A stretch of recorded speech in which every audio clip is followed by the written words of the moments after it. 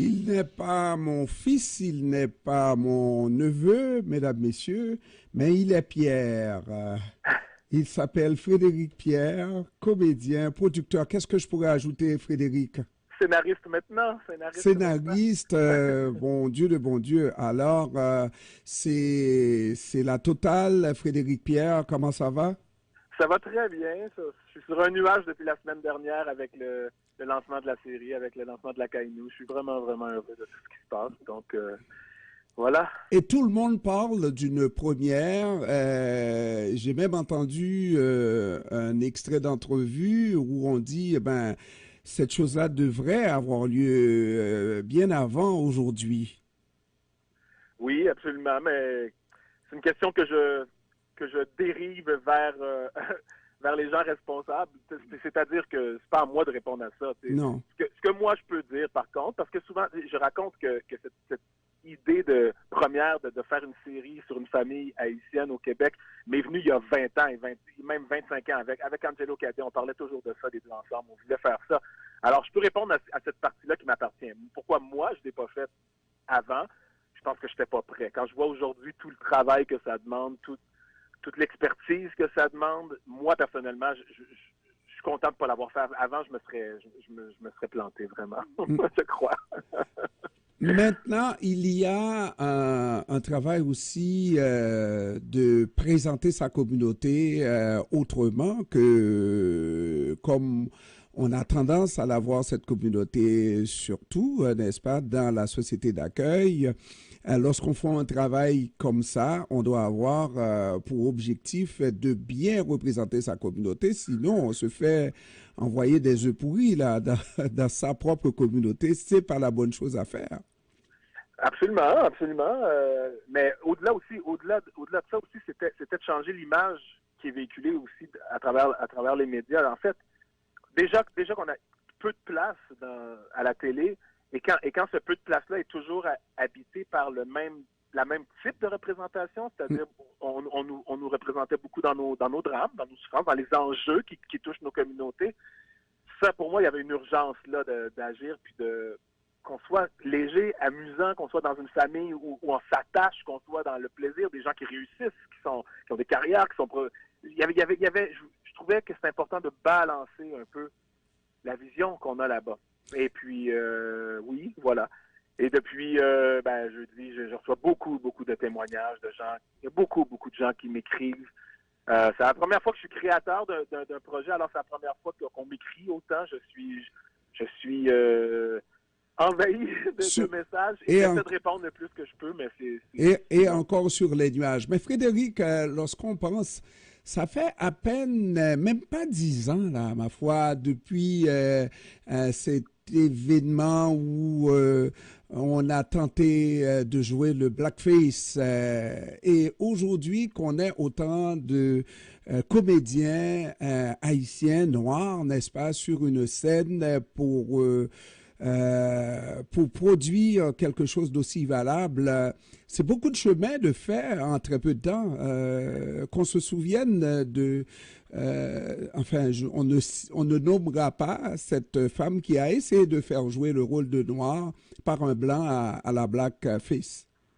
Ben, vous savez, c'était, comme vous l'avez dit, le temps a passé. C'était une époque où j'ai l'impression qu'on apprenait aux gens blancs au Québec qu'il y a un historique derrière le blackface et que ça pouvait heurter.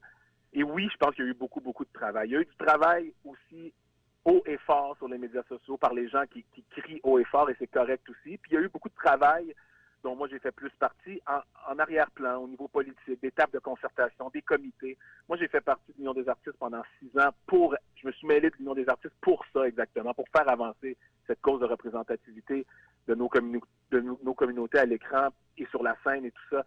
J'ai siégé sur des comités aux côtés de Sophie Préjean où on était assis avec toute la chaîne de production, des gens qui représentaient les écoles de théâtre, qui représentaient les agents de casting, les agents d'artistes, les diffuseurs. Radio-Canada, TVA étaient là.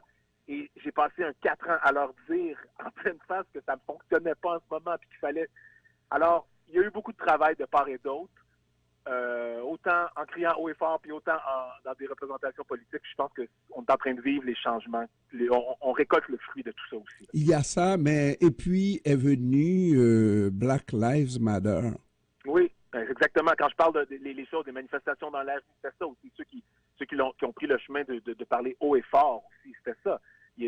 C'est tout ça conjointement qui donne le portrait du paysage qu'on a aujourd'hui. Et de grâce, préservons ça et continuons d'avancer. Mais avez-vous l'impression, Frédéric, que ça ne fait que commencer parce que la société québécoise change? On peut appeler ça une nouvelle société québécoise diversifiée. Qu'on le veuille ou non, la société est une société plurielle, n'est-ce pas? Oui. Et donc, ce chemin qui est tracé là par des comédiens, par un Frédéric Pierre comme ça, ben, un jour, il y aura aussi une série sur des Arabes, une série sur d'autres et d'autres communautés culturelles. Absolument. Puis il y a des alliés. Je veux dire, moi, je pense souvent les deux directeurs artistiques chez Duceppe, à la compagnie Jean Duceppe, qui nous ont permis de faire Héritage en 2019, qui était une version adaptée de A Raisin in the Sun, ce classique contemporain afro-américain au théâtre, qui sont en train, en ce moment, chez Duceppe, en ce moment même, c'est une pièce qui s'appelle Chimérica et qui est sur des communautés asiatiques. C'est plein d'acteurs asiatiques sur scène. Alors, c'est vraiment en train de se faire, je vous jure. Mais c'est du travail, il faut toujours avancer, il faut continuer. Il faut juste jamais lâcher le flambeau. Vous comprenez? C'est vraiment ça. C'est vraiment ça. Frédéric, il y a aussi qu'on réussisse à la télévision québécoise dans certains cas. Moi, je ne dirais pas ça pour toi-même. Je me permets de te tutoyer, n'est-ce pas? Mais d'autres étaient obligés d'être le token black, n'est-ce pas? Le seul un noir à la fois, n'est-ce pas? Mais connaître cette réussite au sein de la télévision, mais garder ses contacts au sein de sa communauté aussi, c'est un travail à faire. Sinon, la communauté te regarde avec des yeux un petit peu d'égarés et de parvenus ou quoi, n'est-ce pas? Bien, oui, c'est un... Vous savez, il y a un lien très particulier. Je l'exploite aussi dans la série. Je voulais le montrer ça parce que je trouve que pour les gens caucasiens qui ne connaissent pas, ils ne vivent pas avec ça, nous, on est toujours redevable d'une communauté. Cette fameuse communauté, c'est un paradoxe en soi aussi parce que elle est plurielle, elle aussi. Mais on a tendance souvent à la ramener à une seule voix. C'est très paradoxal tout ça. Mais bref, oui, bien sûr, c'est important, mais à un moment donné aussi, des fois, quand on travaille énormément, on est pris, on manque de temps pour soi-même, pour nos proches, pour nos enfants, pour notre famille. Ça devient quelque chose à gérer, je vous le dis.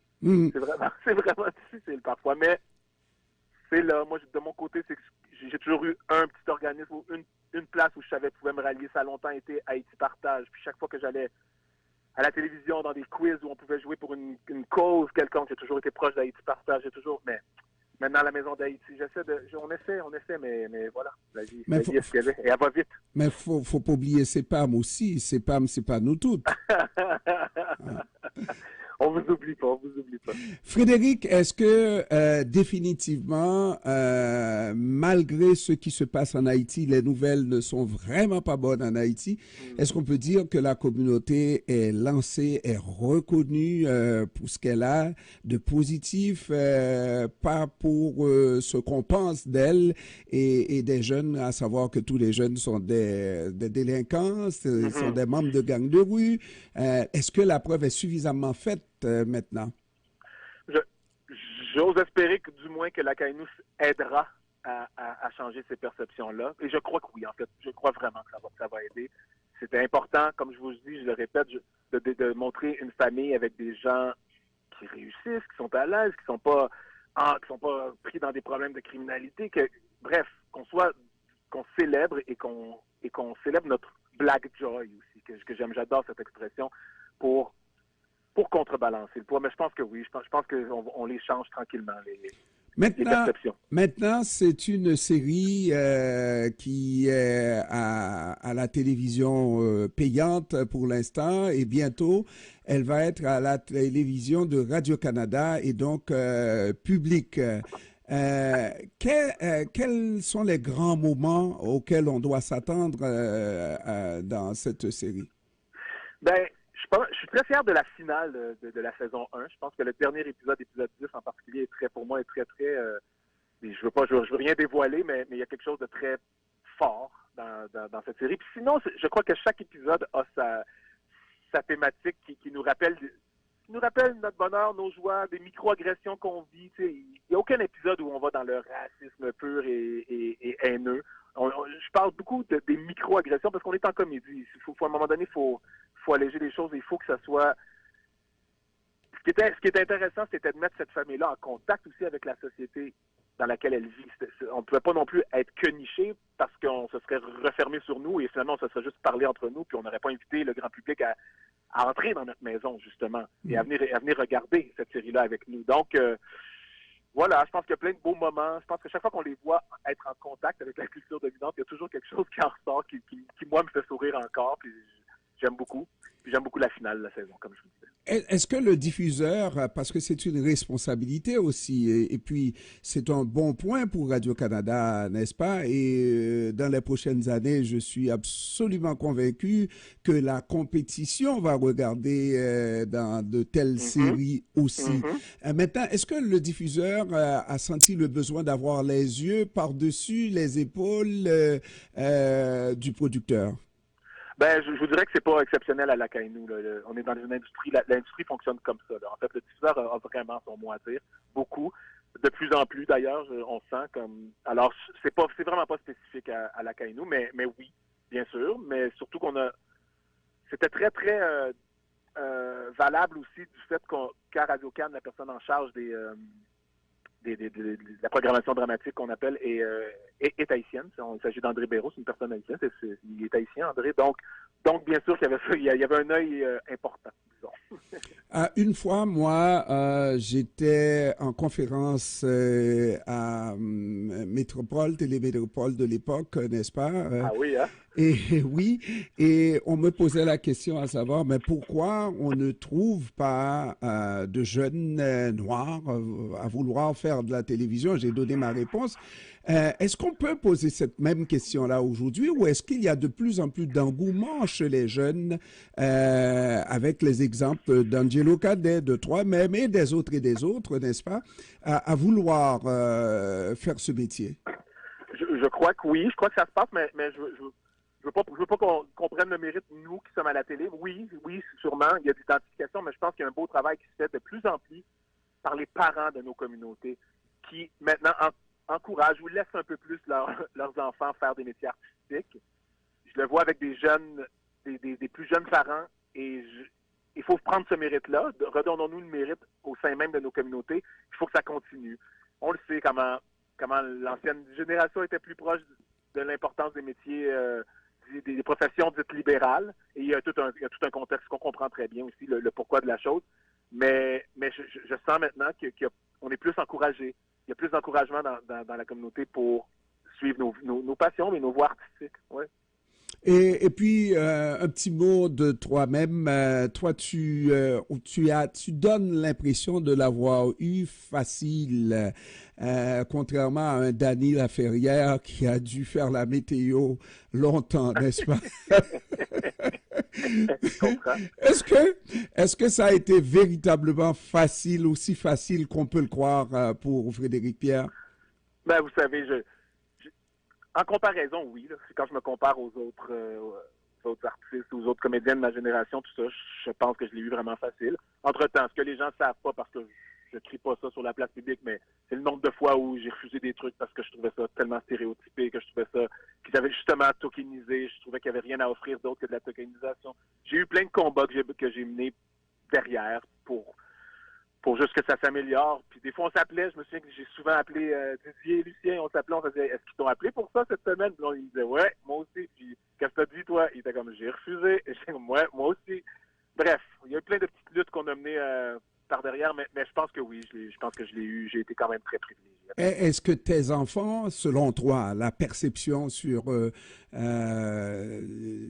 les 20 prochaines années, ces enfants-là auront à mener cette lutte qu'on mène encore aujourd'hui, que moi-même j'ai menée, que toi tu mènes, est-ce que tes enfants auront à les mener ces luttes-là? Oh mon Dieu, la question qui fait peur. La question. Ah, j'aimerais vraiment vous répondre oui non du fond du cœur, qu'ils n'auront pas à le faire, mais je me garde une réserve. Je me dis, des fois je perds confiance en l'humain. Des fois c'est difficile de, ouais. Alors, mais je vais vous dire que j'ose croire qu'ils n'auront pas à le faire. Voilà. Espérons. Espérons. Maintenant, on a dit le lancement est fait à la télévision privée, si je peux m'exprimer ainsi. Et c'est à quelle date qu'on va la voir dans le grand public à la télévision publique de Radio-Canada? À partir de la mi-avril, la série va être disponible sur la chaîne télé de Radio-Canada, donc disponible à tous. Pour l'instant, ça prend un abonnement à Tout TV, mais on peut s'abonner juste pour la Kainu puis se désabonner après. Ben oui. C'est la vérité. Et ça va... On le fait sur les autres plateformes, alors on peut le faire aussi sur Tout TV. Et ça va dénoter la force de la Kainu. Mais j'ai entendu des belles histoires. Vous savez, Fayol Senior Fayol Jean me racontait qu'il y a des amis à lui, des gens d'un certain âge dans la communauté qui se sont fait des rassemblements, des parties en groupe pour écouter la Kainu ensemble. Alors, je trouve ça magnifique. Je trouve ça vraiment magnifique. Non, mais c'est ça, avoir une base, hein? Oui, absolument. Alors, mon cher Frédéric Pierre, comédien, producteur, et puis les autres, Alouette, je vous souhaite bonne chance avec cette nouvelle série et certainement, on va probablement avoir une autre entrevue à l'approche de la diffusion publique, n'est-ce pas, absolument, pour savoir quel soir de la semaine, n'est-ce pas, pour inviter le public à écouter cette belle série qui nous ressemble et qui doit nous rassembler aussi. Oui, absolument. Et qui se poursuivra parce que Radio-Canada a annoncé officiellement la saison 2 et on souhaite une longue vie à la Kainu. Ah, mais c'est formidable. Merci beaucoup. Merci à vous. Merci. Au revoir.